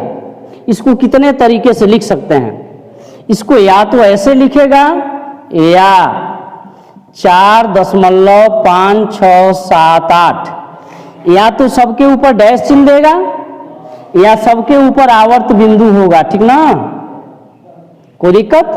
या इसको ऐसे भी लिखता है 4.5678, फर्स्ट के ऊपर आवर्त बिंदु देगा और लास्ट के ऊपर आवर्त बिंदु देगा। इसका अर्थ है यहां से लेकर वहां तक आवर्त अंक है, समझे। तो लिखने का यह 3 तरीका है, या तो सबके ऊपर डैश चिन्ह दे दे, उतना आवर्त अंक है, उतना की पुनरावृत्ति हो रही है, या सबके ऊपर आवर्त बिंदु दे दे, या फर्स्ट के ऊपर आवर्त बिंदु दे और लास्ट के ऊपर आवर्त बिंदु दे, ठीक ना, कोई दिक्कत। अब ध्यान दीजिएगा एक चीज और, 5 मान लीजिए 145 है, 4-5 के ऊपर आवर्त बिंदु है। यदि हम आपसे पूछें दशमलव के बाद अंकों की संख्या कितनी है, तो कहिएगा 3 है ना जी। दशमलव के बाद अंकों की संख्या 3 है।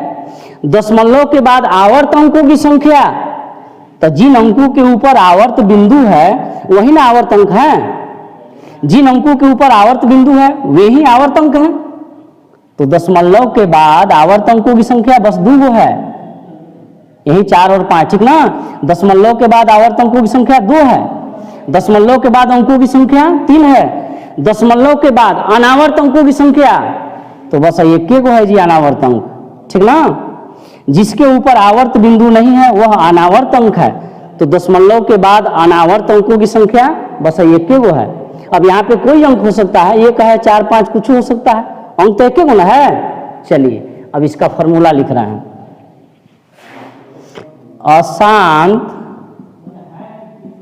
अशांत आवर्त दशमलव बराबर, अशांत आवर्त दशमलव बराबर, ध्यान देते रहिएगा, अंकों को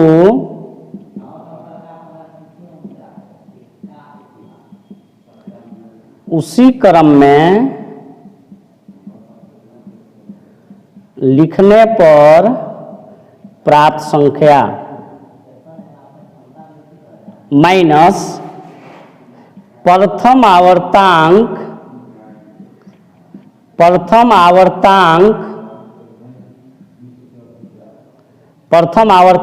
के पहले तक के अंकों से बनी संख्या बटा 10 का पावर m माइनस 10 का पावर n। फॉर्मूला आपका यही है जी। अशांत आवर्त दशमलव को p बटा q में बदलने के लिए फॉर्मूला यही है। m क्या है? दशमलव के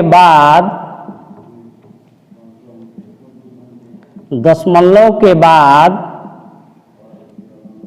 अंकों की संख्या, और n क्या है जी? दशमलव के बाद अनावर्त अंकों की संख्या, अनावर्त अंकों की संख्या।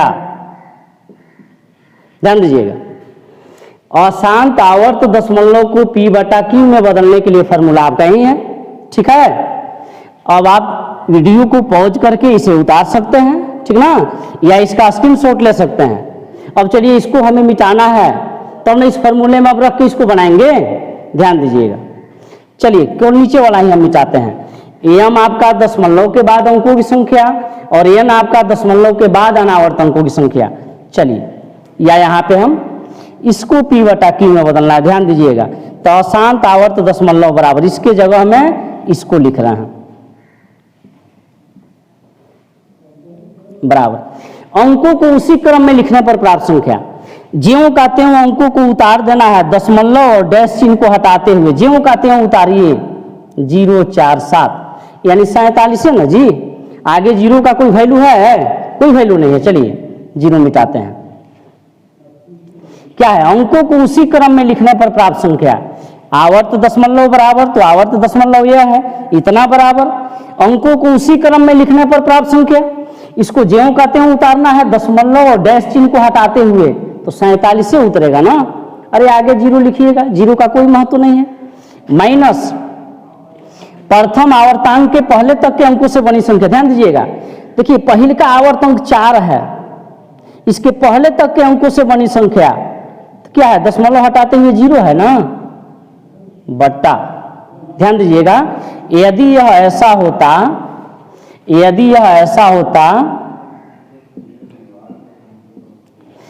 प्रथम आवर्तांक के पहले तक के अंकों से बनी संख्या, माने पहले का आवर्तांक तो 6 है, इसके पहले तक के अंकों से बनी संख्या, दशमलव हटाते हुए क्या हो जाता? 45। समझ रहे हैं ना? तो यहां पे आपका क्या है जी? 0.47 के ऊपर डैश चिन्ह है। प्रथम आवर्तांक के पहले तक के अंकों से बनी संख्या, पहले का आवर्तांक क्या है जी? 4, इसके पहले तक के अंकों से बनी संख्या, दशमलव हटाते हुए क्या है? 0। कोई दिक्कत? ठीक, ध्यान देते रहिएगा। बटा 10 का पावर m, और m क्या है? दशमलव के बाद अंकों की संख्या। दशमलव के बाद कौन अंक है जी? 2 अंक है ना। दशमलव के बाद अंकों की संख्या 2, माइनस 10 का पावर n, और n क्या है? दशमलव के बाद अनावर्त अंकों की संख्या। दशमलव के बाद 2 ही अंक हैं और दोनों का दोनों आवर्त अंक है, क्योंकि दोनों के ऊपर डैश चिन्ह है, तो दशमलव के बाद अनावर्त अंक एक भी नहीं है, एक भी नहीं, कुछ नहीं, यानी गणित में 0। अब ध्यान दीजिएगा, इसको मिटा रहे हैं। 47 में से 0 घटा जी, 47 बटा 10 का स्क्वायर 100 माइनस 10 का पावर 0। किसी भी संख्या का पावर 0 हो जाए, वैल्यू हमेशा 1 होता है, ठीक ना, 1 होगा। ध्यान दीजिएगा, a का पावर 0 इक्वल टू 1, लेकिन आपका a नॉट इक्वल टू 0। यह a 0 नहीं हो सकता है, यह बेस 0 नहीं हो सकता है। किसी भी संख्या का पावर 0 वैल्यू हमेशा 1 होता है। a का पावर 0 वैल्यू 1 होता है, लेकिन a 0 नहीं हो सकता है, ठीक ना। ठीक, तो 10 का स्क्वायर यानी 10 का 2 बार गुणा 10 दही है 100, और 10 का पावर 0 1, तो 47 बटे 100 में से 1 घटा 99। ऑप्शन आपका देखिए कहाँ है वो? 47 बटे 99, ऑप्शन आपका डी। कोई दिक्कत है? इसी के साथ इस वीडियो लेक्चर को समाप्त किया जा रहा है। कहीं कोई दिक्कत हो तो हमारे व्हाट्सएप नंबर पे जरूर संपर्क करें और खूब मन से पढ़िए, और जहां दिक्कत हो आपके साथ हैं हम। धन्यवाद।